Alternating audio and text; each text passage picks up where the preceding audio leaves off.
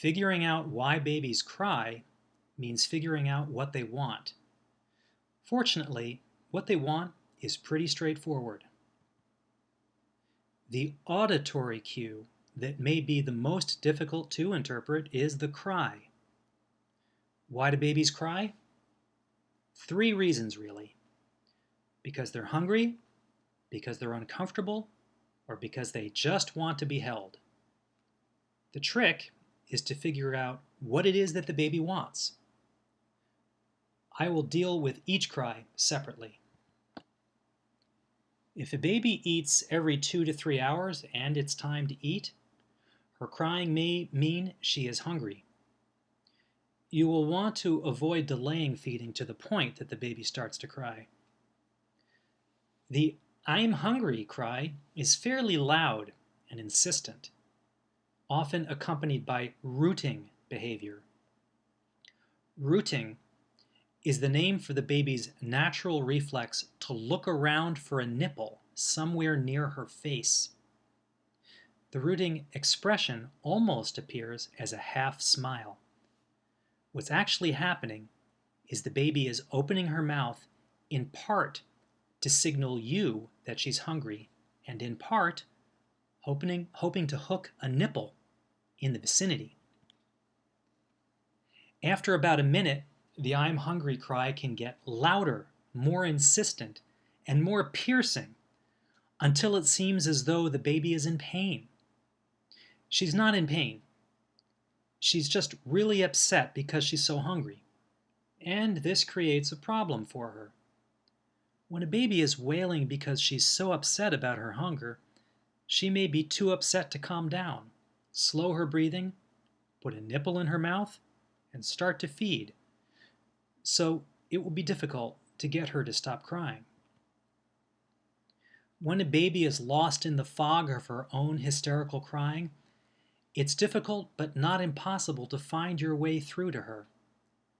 The first trick is to try to remain calm yourself.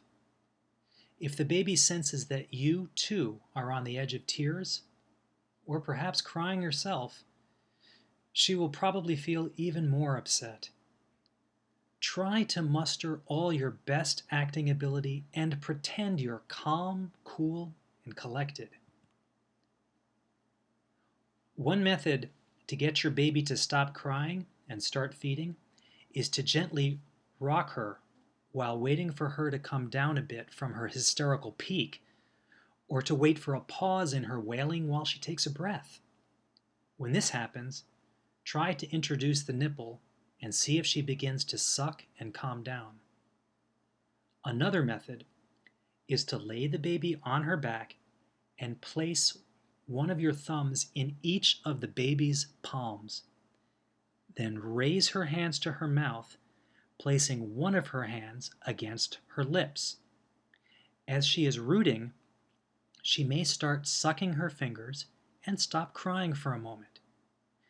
Meanwhile, you will want to bend over and bring your head close to hers. You can say shh really calmly and serenely, or you can just talk to your baby in a calm voice. You might notice her body begin to relax, her breathing begin to slow down. This is the time to put her to the breast or get that bottle in her mouth. The "something is bothering me" cry sounds a little harsher and more insistent than the "I am hungry" cry. It's worth mentioning here that even if your baby is uncomfortable for some reason, she might be comforted by feeding. But after a quick feed, you'll notice that your baby is still uncomfortable because she'll start crying again. Sometimes, after a normal feeding, your baby will start crying because she has a gas bubble or because her wet or dirty diaper is bothering her. The solution in this case is not to try to feed her again. The solution is to try to find out what the problem is. If your baby has just fed or has fed recently, and you've determined that hunger is not the problem, there are a couple of places to look right away. First, has your baby pooped or peed recently? Many babies don't care at all if their diaper is wet or dirty, but some babies care a great deal. It's fairly easy and straightforward to undress your baby's bottom half and check the diaper.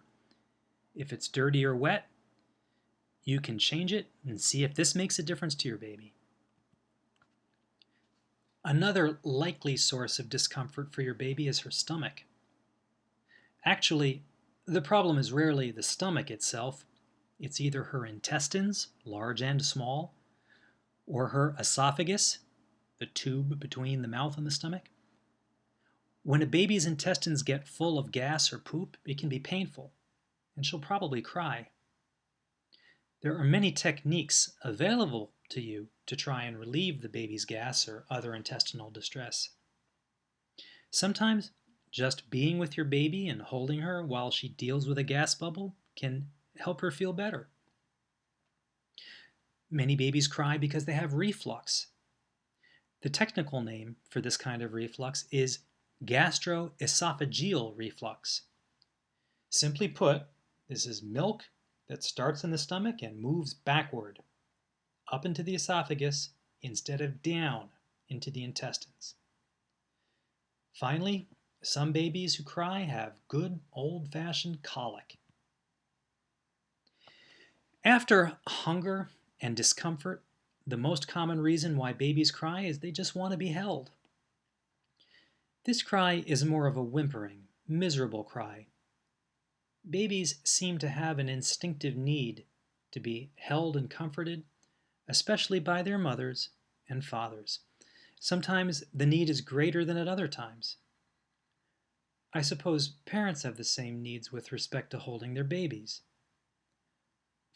Unfortunately, the deal seems to work out to the baby's advantage. The reason why babies cry isn't only because they want you to hold them. They probably also want you to stand up. Hundreds of parents have told me how their babies seem to know that mom or dad has sat down because they start crying again. And it gets worse. They don't want you merely to stand with them, they want you to walk with them. This can seem very labor-intensive at 4 o'clock in the morning. There is an old cultural myth that says that if you hold an infant too much, she will become spoiled. All theories of parent-infant bonding reject this myth. In fact, most experts agree that for most of the first 6 months, the word spoiled doesn't even exist in the baby's vocabulary. That is to say, it is impossible to spoil an infant by holding her too much. To the contrary, prior to around 4 to 6 months of age, infants lack the internal means to soothe themselves. They require something, usually someone, outside themselves to feel calm and secure. This is a period of life when parents really have to respond when the baby cries. Parents often ask me whether they can just let a 1-month-old cry. I usually respond, sure you can. It won't work though. So, can you hold a baby too much? Bottom line, hold your baby as long as you want. You couldn't spoil her if you tried. Thank you for watching. Please enjoy the other videos in the archive.